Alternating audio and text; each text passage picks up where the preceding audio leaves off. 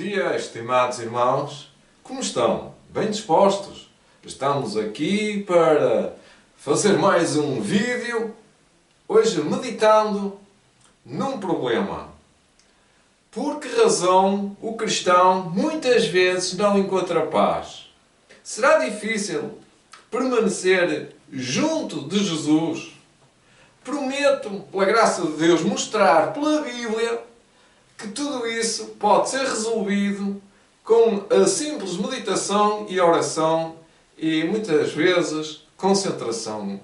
Vamos fazer a oração para que Deus possa nos abençoar. Eu vou baixar a câmera um bocadinho, parece que a câmera está só, olha para o altar, não é? Para o púlpito. Vou baixar assim a câmera durante alguns minutos e depois levanto outra vez. Querido Pai, querido Deus, o nosso Pai, que estás ao altar, Senhor, vimos, Senhor, ao teu trono da graça, pedindo misericórdia, pedindo, Senhor, o teu Espírito Santo e que tu nos mostres pela tua palavra o teu poder e a tua verdade, Senhor. Abençoa a tua palavra, a Bíblia, o Espírito de profecia, aquilo que tu nos ensinaste, Senhor. Abençoa também os ouvintes, em nome do Senhor Jesus Cristo, nosso Salvador. Amém.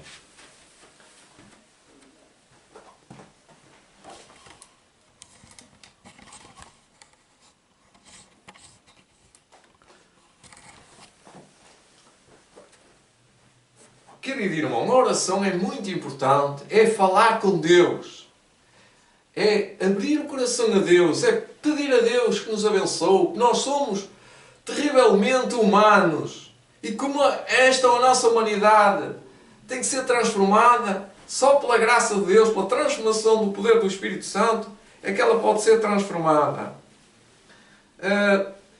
Como nós sabemos, a palavra de Deus nos dá muitas verdades mesmo, que nós precisamos de aprender e precisamos de assimilá-las e pensar e meditar nelas e levar tempo. Isto demora muito tempo, muitas pessoas esquecem-se, normalmente eu também me esqueço, e a razão, porque muitos cristãos muitas vezes perdem a sua paz, perdem a sua paciência, perdem a sua fé, é porque perderam o senso espiritual de que estão diante de Deus. Isto é normal. Então, o que é que deveríamos fazer? Eu vou ler o primeiro texto da Bíblia, porque todas as pregações, todos os cultos, todas as meditações começam com um pensamento bíblico, com um texto base, com um texto onde eu vou alicerçar a minha fé para pregar aquilo que Deus tem para mim. E eu leio Romanos, capítulo 8, que diz assim no capítulo 8, versículo 18. Porque para mim tenho por certo que as aflições deste tempo presente não são para comparar com a glória em que nos há de ser revelada. Portanto, as coisas que nos acontecem parecem que não são normais. Muitas vezes as pessoas ficam desanimadas, não é? Com o emprego, com os colegas, com o ordenado, com as chatices, com o trânsito, com a família. Ficam chateadas com elas próprias, com os amigos, com a internet, com aquilo que se diz na internet, com os comentários. Muitas pessoas ficam chateadas. É normal, é normal, é normal. Agora, o que é que deveríamos fazer para sentirmos-nos em paz? Para nos não acomodar ao mal, mas resolver o problema com o Espírito de Deus, como diz aqui, porque isto, para mim, tem por certo que são aflições deste mundo presente, não são para comparar com a glória que há de vir, que há de ser revelada. Portanto, nós estamos a sofrer, não é? É normal o que diz aqui. E diz mais no versículo 31, no capítulo 8 de Romanos, onde me baseio muito positivamente. Aqui é onde Deus está a dizer assim: que diremos, pois, acerca disto tudo que já disse? Foi que o apóstolo Paulo está a falar de problemas. Houve problemas do cristão, que é isto, não é? Nós estamos a viver. Nós podemos citar algumas coisas, que é através da nossa vida, da nossa esperança. Nós temos esperança e está a acontecer isto. Então o apóstolo Paulo diz assim, já na conclusão do seu texto de Romanos 8, que diremos, pois, acerca disto, não é? Acerca destas coisas. Que diremos, pois? É que nós não estamos sós. Olha o que ele diz. Se Deus é por nós, quem será contra nós? Portanto, temos uma elevada presença de Deus, temos uma graça de Deus, temos a presença de Deus, temos não só a presença de Deus, mas também dos anjos, que diz que diremos, pois, estas coisas, porque estamos rodeados de tantas coisas, não é? De tantos problemas e tantas pessoas que nos querem às vezes mal. Então ele diz, que diremos, pois, estas coisas? Deus está com nós. Se Deus é por nós, quem será contra nós? Eu agora gostaria de fazer uma ilustração que eu compro material eletrónico, fios, lâmpadas, baterias, eu estudo eletrónica e gosto de eletrónica, gosto. Eu prefiro eletrónica às vezes do que estar com a Bíblia. É a minha natureza, mas pronto, tenho que lutar contra a minha própria natureza. Então a eletrónica também me ajuda a compreender Deus.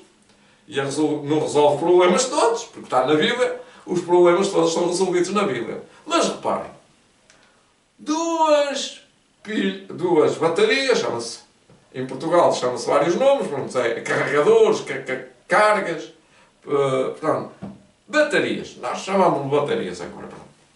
Duas baterias. Comprei e disse, vou comprar. Eu por acaso já tinha pensado em comprar e encontrei isto ontem. Disse, olha, vou trazer. E perguntei o preço. Disse, olha, vou levar duas. Pronto, duas. Não chega. Para aquilo que eu quero fazer não chega a duas. Mas pelo menos duas para fazer este exemplo. E depois vinha no carro e lembrei-me assim, olha, aquilo ali não é para dar 1,5 volts. Dá para fazer outras coisas. Porque cada pilha, cada bateria, cada carga é 1,5 volts. 1,5 volts mais 1,5 volts dá 3. Mas não é isso que se pretende. As baterias normalmente têm várias cargas juntas. Tem dezenas, às vezes tem dezenas. Eu já vi a fazer baterias, que eu ando a ver vídeos. E sei como é que se faz, não é? Isso é difícil de explicar aqui, não é essa a minha atividade agora, demonstrar, mas vou explicar uma coisinha que quero falar sobre este texto. Que diremos, pois, estas coisas se Deus é por nós? Isto não é Deus, vou comparar, uma comparação, desculpem lá, uma comparação um bocado sugere, uma sugestão. Deus é o Pai, Deus é o Espírito Santo. Portanto, esta não representa. Eu estou tentando explicar aquilo que não é explicado, mas vou tentar falar à maneira humana. Há muitas pessoas que pensam que Jesus foi criado pelo Pai, não é? Criou. Pronto, está bem. Não é isso que está em questão. Quando nós olhamos para Deus, olhamos para o Pai e para o Filho. Quantas pessoas são? Eu só trouxe duas. Não me esqueci-me da terceira. Olha, imagina, está aqui a terceira. Pronto. Se ligarmos, a comparação é, se ligarmos estas duas pilhas, ou uma série de pilhas, temos até ligar 2, 3, 4, 5, 6, 7, mas pelo menos duas. Se ligarmos as duas em paralelo, ou seja, o mais com mais e o menos com menos, dá sempre 1,5 volts. Sempre. Pode ligar aqui todas que quiser. Pode ligar até aqui, até não poder mais. Não se pode ligar muitas, senão elas caem. Não tem onde meter. Se ligar 3 pilhas de volta e meio em paralelo, dá sempre volta e meio. Mas a amperagem, que é a potência, é maior. E o texto está a dizer precisamente isso. Que diremos, pois, estas coisas se Deus é por nós. Portanto, são 3 pessoas que estão connosco. Portanto, é um poder. Poder. Deus tem poder. Jesus tem poder. E o Espírito Santo tem poder. Os 3 juntos têm muito mais poder, não é? Porque 2 pilhas juntas fazem mais força. Porque o positivo com o positivo dá sempre volta e meio. E Deus tem sempre a mesma face, tem sempre o mesmo positivo e tem sempre o mesmo negativo. Tem o mesmo plano, quer dizer, tem o mesmo plano. Jesus e o Pai. Então, os 2 juntos, ou os 3 juntos, se quiserem, dá sempre o mesmo Deus. Porque estão juntos. Se os separar, não têm o mesmo poder. Têm o mesmo poder porque eles trabalham em conjunto. Mas, para comparar, isto é muito difícil de explicar, é que sempre é volta e meio quando está em paralelo. Ou seja, está o positivo com o positivo e o negativo com o negativo. E penso que Deus tem o mesmo propósito, está ligado com o Pai. Jesus, ou seja, Jesus está ligado com o Pai no mesmo propósito, no mesmo plano. Não é? No mesmo bem. Onde recebe o bem e descarrega o mal que faz o dia de juízo no juízo investigativo. Por acaso, hoje estamos a comemorar, eu estou a comemorar também, espero que vocês estejam a comemorar, a nossa história. Sabem que o povo de Deus não se pode envergonhar da nossa história. Qual é a nossa história? Muitas pessoas perguntam, aonde é que nasceu a nossa igreja? A nossa igreja nasceu aqui de joelhos. A nossa igreja nasceu neste dia. Virtualmente, espiritualmente, como queiram chamar. A nossa história, a nossa igreja como história, nasceu hoje. Nasceu numa crise. E é este problema que eu trago até hoje, aqui, agora, por que razão o cristão desanima e desiste. E sabem a história deste dia 23 de outubro de 1844, muitos milhões, vai dizer muitos bilhões, porque era à volta do mundo, muitos milhares de pessoas desistiram. Caiu. A igreja caiu, como costuma dizer, olha, acabou. Mas, como diz a Romanos, já li esse texto de hoje, Romanos diz que ficou um resto, ainda que o número, que é em Romanos, capítulo 9, no versículo 27, ainda também Isaías clama acerca de Israel, o Israel que somos nós, o povo de Deus, ainda que o número dos filhos de Israel seja como a areia do mar,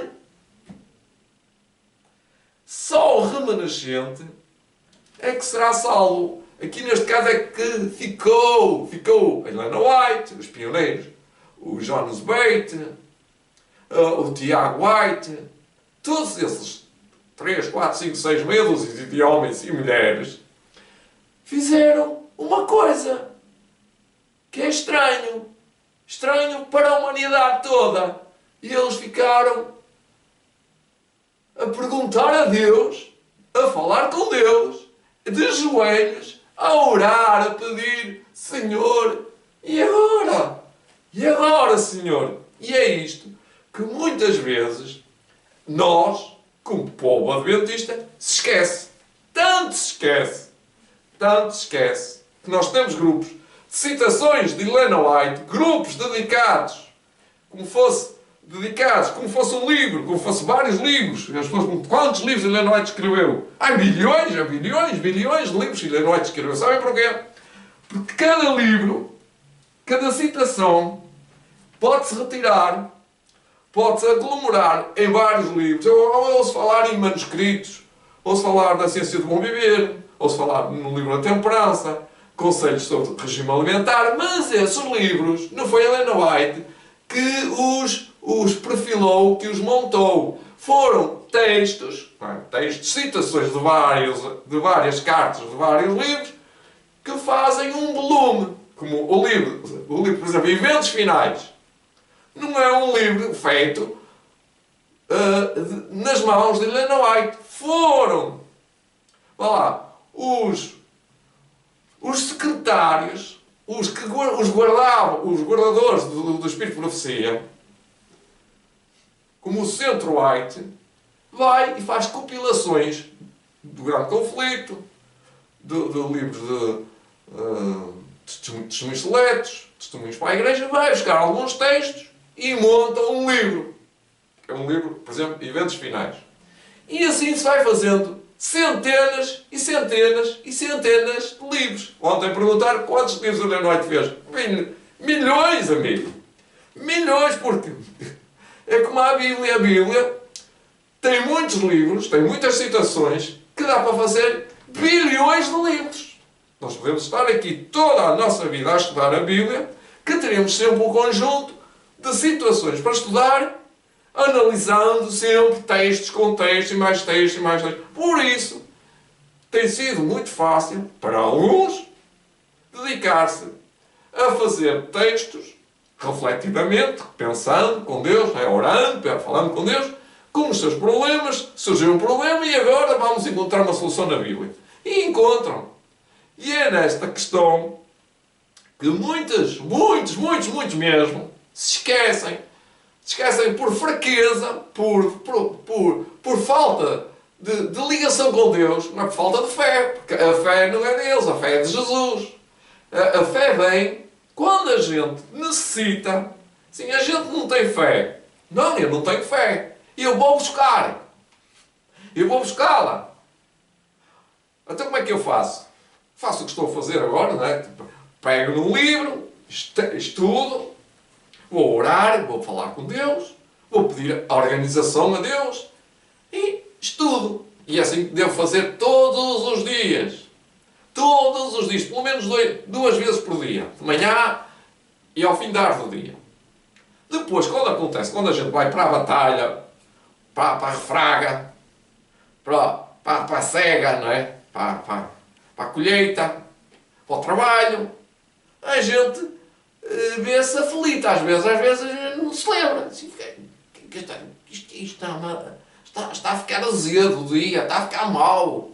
Está a ficar mal, aquele está contra mim, aquele está contra mim, eu não entendo aquele não me entende a mim. Isto já me aleijou, eu já ando aqui a aleijar, e eu dou-me a cabeça, tenho estes problemas.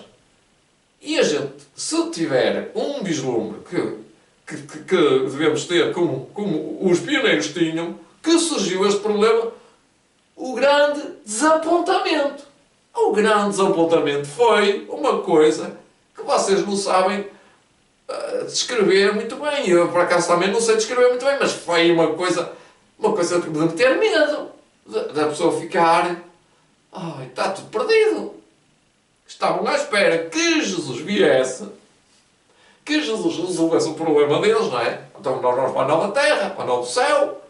Nós vamos deixar isto tudo. Eles deixaram de plantar batatas, eles deixaram o comércio, eles ficaram quase sem nada, eles investiram tudo. E agora acabou tudo. Quando Jesus não veio, no dia 22 de outubro, chegou ao dia 23 de outubro, o dia raiou.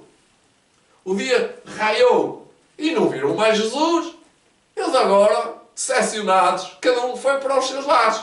E este pequeno grupo disse, não, isto tem que ter uma solução. Nós não abandonamos Deus. Vamos perguntar a Deus o que é que está a acontecer. O que é que está a acontecer? E nós sabemos o que é que aconteceu ao resto. Deus se revelou, Deus se prontificou logo a enviar mensagens, através da oração, através do estudo da Bíblia. Eles foram ver que Jesus tinha passado do lugar santo para um lugar santíssimo. É muito diferente estar num lugar chamado santo, que já era os átrios, e agora passou a sentar-se num lugar de mais destaque, de muito mais trabalho, onde era o juízo investigativo, ia começar desde aquela hora, e assentou-se o juízo. Foi ali em 23 de outubro de 1844. É só para focar que quando nós temos um problema pequenino, às vezes não tem nada a ver com isto, é tão pequenino, infinitamente mais pequenino do que isto, já ficamos atrapalhados. Já ficamos amedrontados. Já não sabemos se tem muitas pessoas, estou a perder a fé, não tenho vontade de ir à igreja, não tenho vontade de orar, não tenho vontade de falar com Deus, não tenho vontade de... Olha, não tenho vontade de estar ali a falar. É interessante. Amigo, Deus não abandonou. Deus está conosco. É a promessa. Ele diz, eu estou convosco todos os dias. Foi Jesus que disse. Foi Jesus que disse, eu estou convosco. O que é que Deus pretende de nós? O que é que Deus pretende de nós? É nos chamar para o seu rebanho, não é? É de nos chamar para o seu aprisco, para estarmos dentro das suas mãos, protegidos, muito bem protegidos. Há um texto, que é um segundo, já vamos para o segundo texto, de 2 Coríntios, capítulo 6. Podemos ler alguns textos de capítulo 6. Eu começaria no versículo 16, que diz assim. Reparem, aqui está a falar num campo de batalha onde nós já estamos a ver que as coisas estão mal, e aqui diz assim, que concórdia há, no versículo 16, de 2 Coríntios 6, versículo 16, diz, e que consenso, que concórdia, que consenso há entre o templo de Deus com os ídolos. Não tem consenso, nós não podemos fazer concórdia, consenso, não podemos concordar. Não podemos baixar as mangas. Não podemos, temos que arregaçar as mangas. Temos que deixar os ídolos, é o que diz aqui.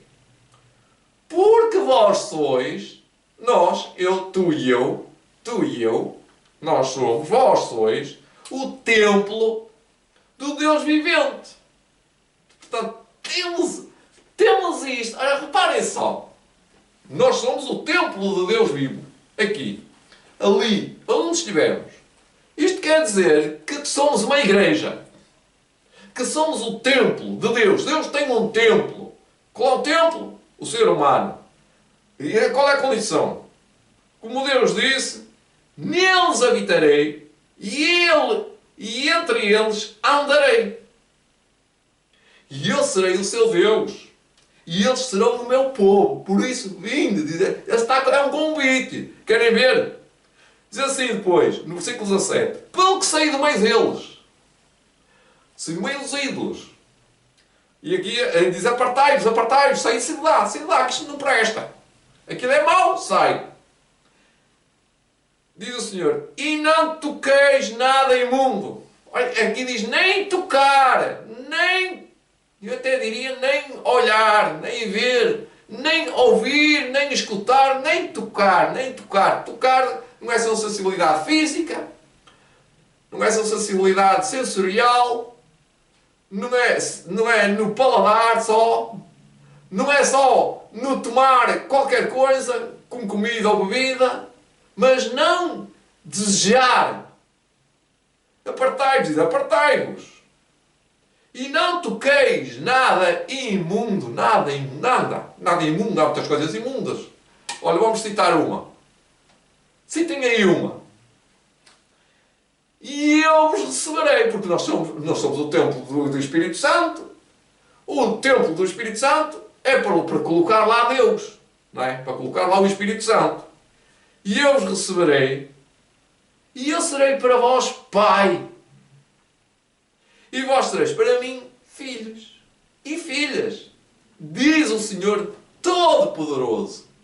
E no capítulo 7 continua o apóstolo Paulo assim, ora amados. Esta palavra amados eu uso agora verbalmente, muitas vezes. Amados, aprendi isso com os nossos irmãos em África. Eles chamam, oh meu amado, como é que estás? E agora o apóstolo Paulo também aqui está a dizer, ora amados. Pois que temos tais promessas, sendo chamados filhos de Deus e herdeiros, purifiquemo-nos de toda a imundícia da carne e do Espírito, estão a ver, não é só tocar, aperfeiçoando a santificação no temor de Deus. Portanto, uma santificação do corpo passa pela comida, passa pela bebida, passa pelo olhar, pelo ver, pelo sentir. E a santificação do Espírito passa pelo também o ouvir, os sentidos sensoriais do Espírito, de sentir que estamos a ser enganados. Não queremos ser enganados. Então nós temos que sair do engano. Sair quer dizer deixar. E então temos que ter uma relação diretamente com Deus neste contexto, que é a santificação no temor de Deus. Então o que é isto? No temor de Deus. Bem, no temor de Deus é a gente ser aprovado por Deus naquilo que faz. Ser aprovado. Ser aprovado, por exemplo, alguém quer pintar a minha casa de vermelho. Eu não aprovo. Quer pintar a minha casa de roxo. Eu não aprovo. Quer pintar a minha casa de amarelo. Eu não aprovo. Quer pintar a minha casa de azul. Eu não aprovo. Porque a minha casa já está protegida. Já está santificada. Quer dizer, já é minha. Eu não preciso que alguém me diga o que é que eu tenho que fazer na minha casa. Ou seja, pintar, ou seja, caiar, ou seja, fazer trolhice, ou pedreiro. Porque ela, a casa, significa a pessoa. Neste caso, Jesus diz, vós sois o templo do Espírito Santo.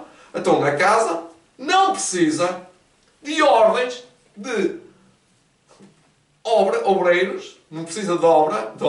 Precisa de obra de homens. Porque há homens que dizem mestres. Eles são mestres de obras, não é? São mestres de casas. E há homens que se dizem, são mestres de saúde. São mestres de te ajudar, de te levar para as clínicas e para a homeopatia e para o espiritismo, mas vão levá-los para o espiritismo. Vão levá-los para o engano. Vão levá-los para os enganos de Satanás. Vou-te levar a uma casa, vais curar e eu levo-te e tu vais ver que vais ver, quando sair vais ficar melhor. Há muitas coisas assim na minha vida que até me arrepia, eu não vou falar nisso, mas sei que muita gente é tentada a ver e a ouvir e a assistir e a colaborar a fazer homeopatia e acupuntura e outras coisas mais, que não é de Deus.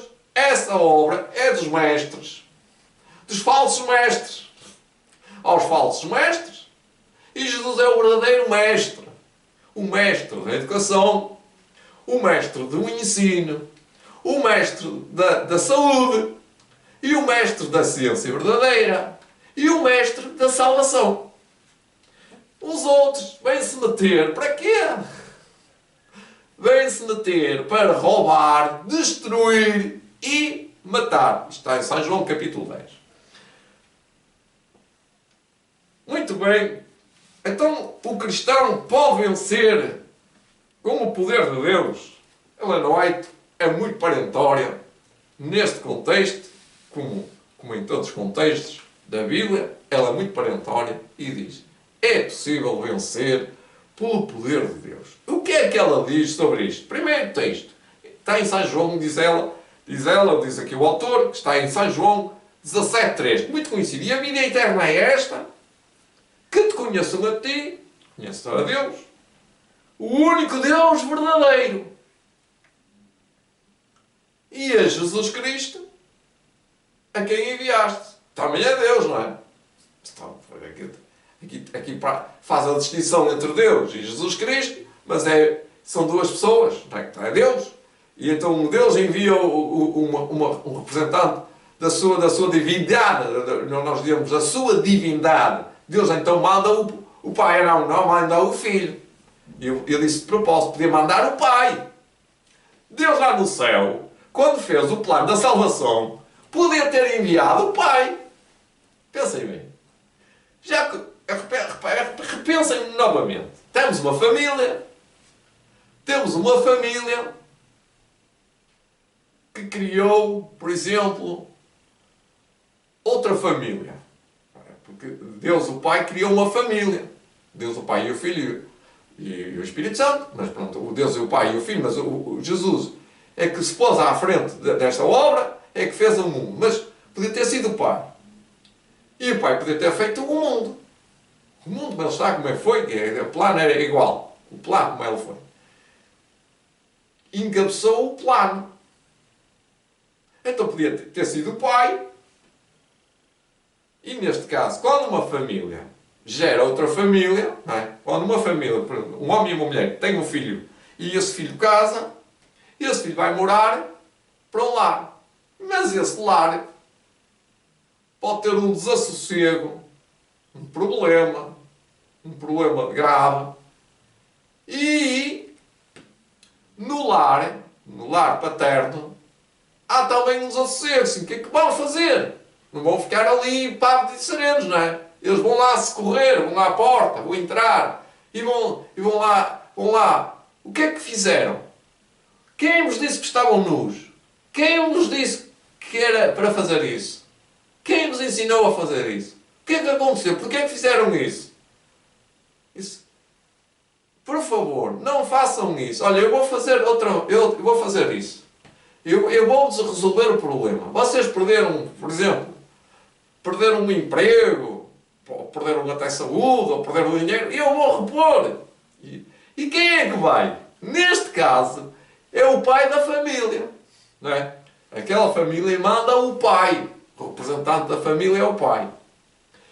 Mas Deus podia também ter mandado o pai.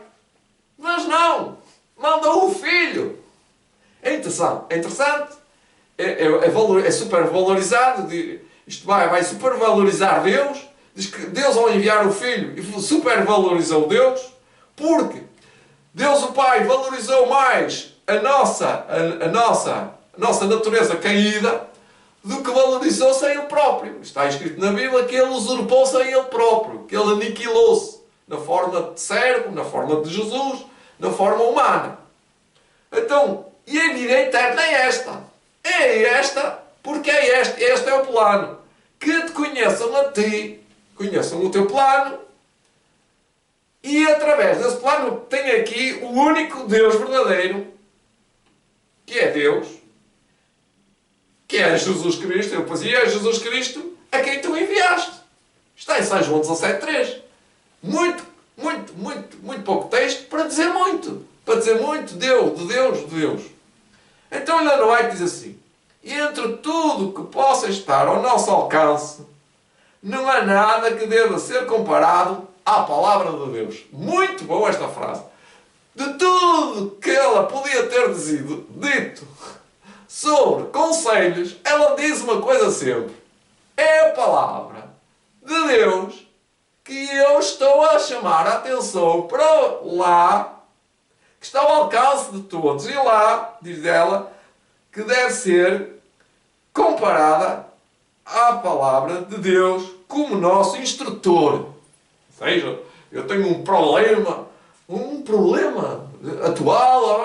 Na Bíblia, por exemplo, não fala sobre a vacina, mas resolve o problema. A Bíblia tem a solução, como diz aqui, tem instrução, tem a verdade presente, atualizada, mais para a frente todos os problemas virão. E assim as pessoas não... mas a Bíblia não fala disso. Amigos, a Bíblia é como uma luz, e nessa luz nós temos que descobrir e não ficar cegos. Nós não recebemos a luz toda. A luz vai indo abrindo, vai abrindo, até ficar claro, o dia claro. Eu vou repetir a frase: entre tudo o que possa estar ao nosso alcance. O que é que está muita coisa ao nosso alcance? Nós podemos ir resolver o problema de outra maneira, o que quer dizer, por exemplo. Mas não há nada a ser feito. Nada. Não há nada que deva ser comparado à palavra de Deus. Ou seja, não se pode fazer nada melhor do que consultar a palavra de Deus como nosso instrutor, que é o mestre da nossa vida. Há muitas pessoas que dizem: eu tomei esta decisão porque a minha igreja aconselhou-me que está na Bíblia que devemos tomar, por exemplo, este frasco, ou esta frasca. E enfrascam-se com a primeira e segunda e terceira. Mas não foram à Bíblia elas falar com Deus. Porque, Leonardo continua, se chegarmos à íntima relação com Deus, se submetermos a Deus aquilo que lhe pertence, que é o nosso corpo, depois ela diz, nossa mente, nosso coração e tudo que há em nós, que é a nossa vida, encontraremos verdadeiramente paz, não é isto que nós queríamos, e felicidades.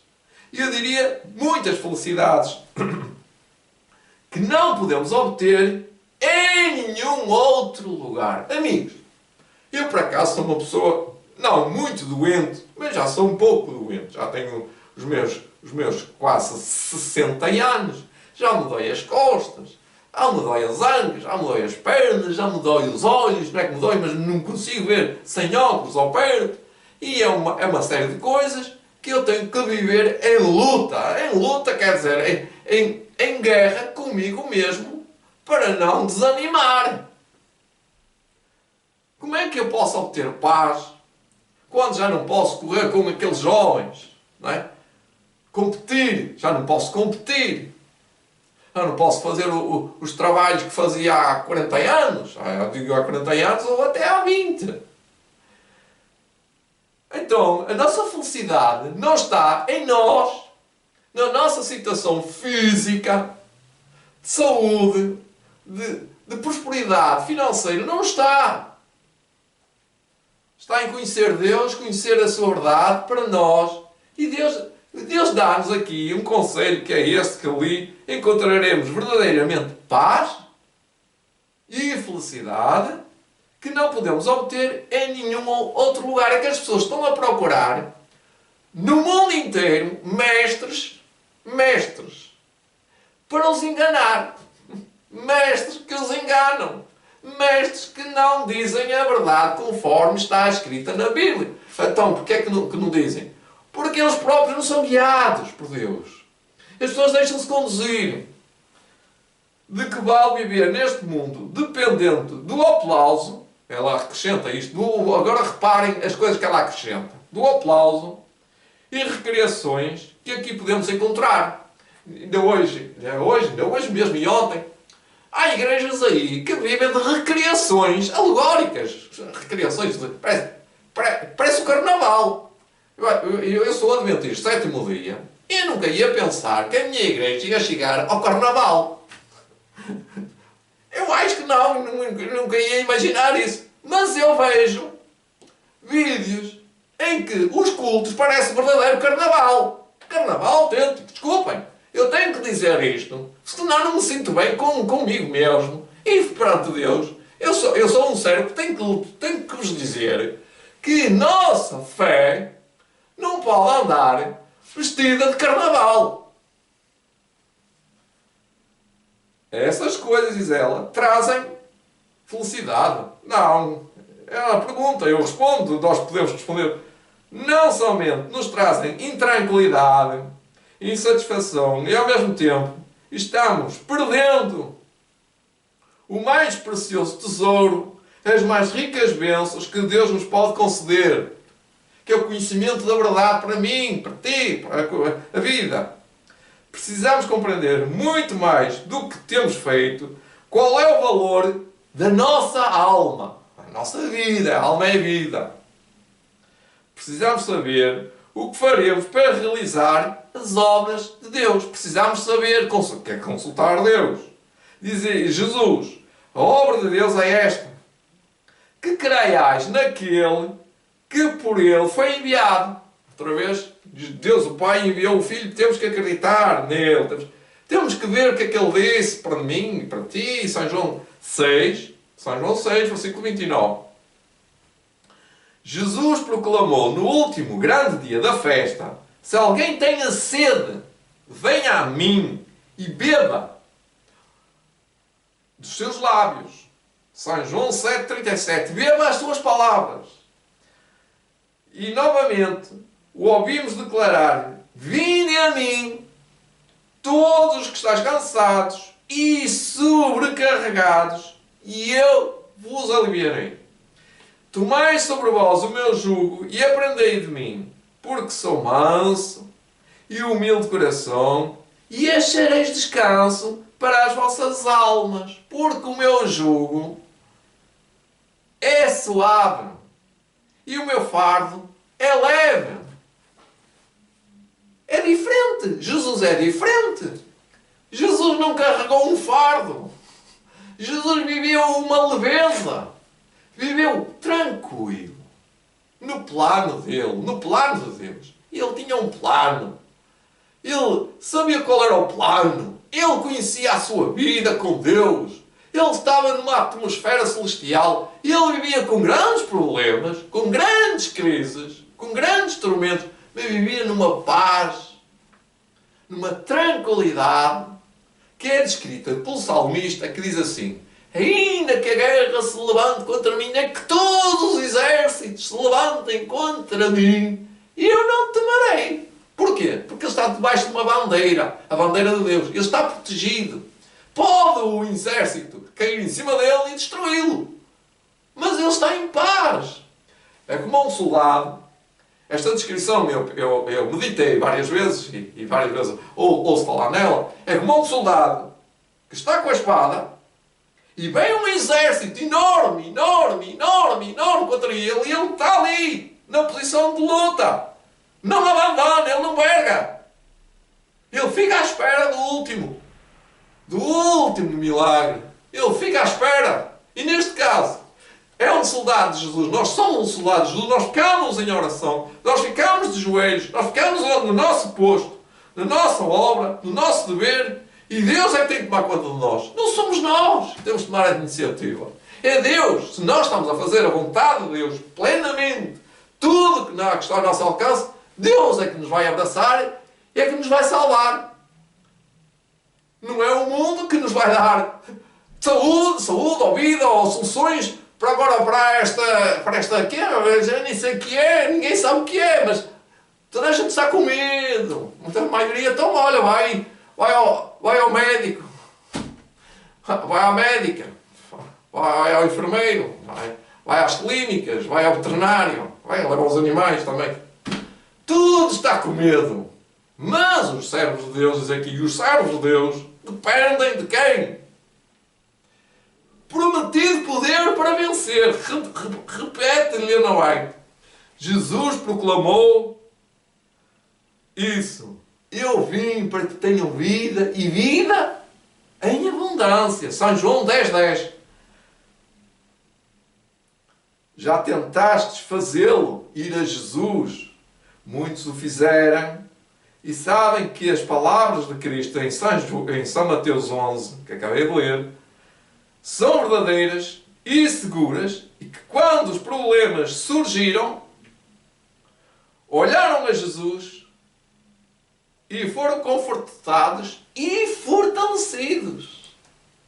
Saíram não só salvos, mas fortalecidos. Ou seja, a guerra, a luta, a perseguição, os problemas é para nos fortalecer, para nos tornar soldados, não só soldados, mas príncipes do reino dos céus.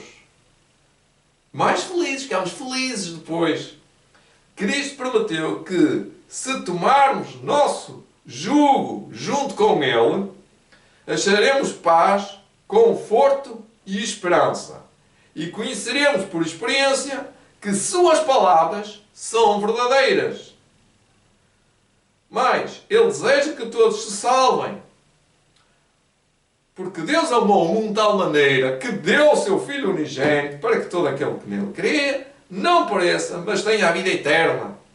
Continua, porque para isso Deus enviou o seu Filho ao mundo para que não nos julgasse o mundo, Mas quando enviou o seu Filho ao mundo para que o mundo fosse salvo por meio do seu Filho. Estou a ler. Está escrito aonde? São João 3, 16, 17. Leiam o resto. Jesus Cristo sabia que a humanidade não tem poder em si mesma para resistir às tentações do inimigo. Cristo sabe e sabia isso. Ao inimigo das almas. Quem é o inimigo das almas? Satanás. Portanto, revestiu sua divindade com a humanidade, deixou o seu trono real e alto comando e veio a este mundo todo marcado, que é todo manchado, todo destruído, todo marcado e afetado pela maldição, humilhando-se a fim de dar-nos um exemplo. Jesus fez isso. Jesus, sim senhor, como costuma dizer, Jesus tem os seus méritos, Jesus tem muito valor. Ora, pensem mais uma vez. Então Jesus tinha alguma necessidade de vir para aqui esfarrapar-se? Não! Jesus estava bem. Jesus não tinha nada lá em cima para o atacar. Jesus era o comandante das hostes de milhões, de trilhões, de bilhões, de trilhões de anjos e de mundos. Ele não precisava de nós para nada. Porquê é que ele se fez chatear com esta humanidade, como dizem alguns, podre, medíocre, sem valor nenhum? Porquê? Porque Ele te ama. Porque Ele te ama, amigo. Porque Ele te ama, amado. Jesus Cristo sabia que a humanidade não tem poder em si mesma para resistir às tentações do inimigo das almas. E, portanto, revestiu sua divindade com a humanidade. Ele veio com a sua divindade e revestiu-se com a humanidade. Mas não usou a divindade. Deixou o seu trono real e alto comando e veio a este mundo todo marcado e afetado pela maldição, humilhando-se a fim de dar-nos seu exemplo. Ele veio a este mundo não para assistir a corridas de cavalos. Agora atenção, eu gostei muito disto, porque diz muito para mim também. Ele não veio para assistir a filmes, eu acrescentei aqui, ele veio a este mundo não para assistir a corrida de cavalos, não para frequentar teatros, não veio para fazer teatro também, não veio para fazer fantochadas e não veio para assistir. Fazendo isto, não assistindo a carnaval, não assistindo a esses pagodes, a essas corridas de cavalo, a esses teatros, essas fantochadas, como diz aqui, fazendo mansidão e humildade, e nos convida, obteremos. Ele veio a este mundo não para assistir a corridas de cavalos, não para frequentar teatros, mas veio com mansidão, aqui é que está, veio com mansidão e humildade e nos convida a aprendermos dele. Fazendo isto, obteremos o poder moral, o poder fé, que as pessoas não têm fé, não, agora podem ter aqui. Podem resistir. Fazendo disto, obteremos o poder moral, por cuja concessão a nós Ele deixou as cortes celestes. Interessante, isto é um milagre. É um milagre, é um prodígio, é a graça de Deus que faz isto. Nós, que tínhamos pouco valor aos nossos olhos, mas Deus é assim, não. Ele vai ter poder, porque através da minha graça, da minha vitória, que eu obtive com as tentaçõezinhas, com as tentações grandes, com as tentações pequenas, e grandes e maiores, e todas elas, eu venci tudo. Ele foi tentado em tudo. Jesus foi tentado, eu já tinha feito este comentário, Jesus foi tentado em tudo, como homem. Foi tentado em tudo, que é as três tentações. O apetite, a cobiça e eu quero tudo e posso. Não. Jesus foi humilde, ele serviu como servo. Ele se humilhou. Ele foi obediente até à morte. E é neste propósito. E ele venceu sempre o apetite, sempre a tentação de ter, obter e o de poder. Ele deixou as cortes celestes para vencer e nos dar a vitória. Está garantido, irmãos. Está garantido. Deus nos abençoou. Este é o discurso para hoje. Lembrem-se que a vitória é nossa. Tenho estes livritos, ou estes grandes livros ao vosso dispor, a grande controvérsia, a grande controvérsia, o Desejo de todas as nações e outros livros. Peçam, já sei que não vão pedir, quando digo peçam, as pessoas nunca pedem, não sei porquê, é porque estão longe, não é? Devem estarem do outro lado do país. Agora que eu reparei, cada bateria destas tem 3,7 volts, não tem 3,5, já tem muito mais, um bocadinho mais. Tem 3,7, que é um bocadinho, já é um bocadinho. Bom. Portanto, Deus nos deu poder, juntando-se a nós que não somos nada, ficamos com o poder de Deus para fazer a obra de Deus, com os mesmos atributos de curar, porque Ele cura-nos, de trabalhar, de falar como Ele, de autoridade de dizer-te, podes ser curado, podes ser perdoado. Venha, amigo. É para ter este poder. Porque é uma comunicação, diz, não é que a divindade se agora comunica a nós e nós ficamos pertencendo à comunidade divina. Por isso é que diz o texto, se Deus é por nós, quem é que será contra nós? Então está tudo dito ali. Desde logo, desde o início. Deus está connosco até ao fim e não rendeu braços. Ele encabeçou esta guerra e diz que vai com nós até ao fim e nos assegura vitórias, assegura felicidade, poder para vencer o mundo todo e tudo que há no mundo, as tentações e o diabo e tudo que ele traz. Portanto, eu peço que partilhem este vídeo, que compartilhem estes vídeos também, que eu tenho feito, e que façam isto. Olha, vocês vão ser felizes. E nunca mais vão perguntar porque que eu tenho falta de paz, ou segurança, ou fé. Não! É difícil.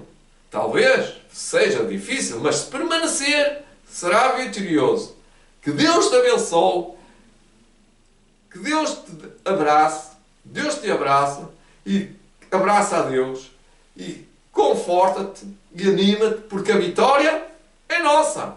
E Jesus é que nos garante. Amém?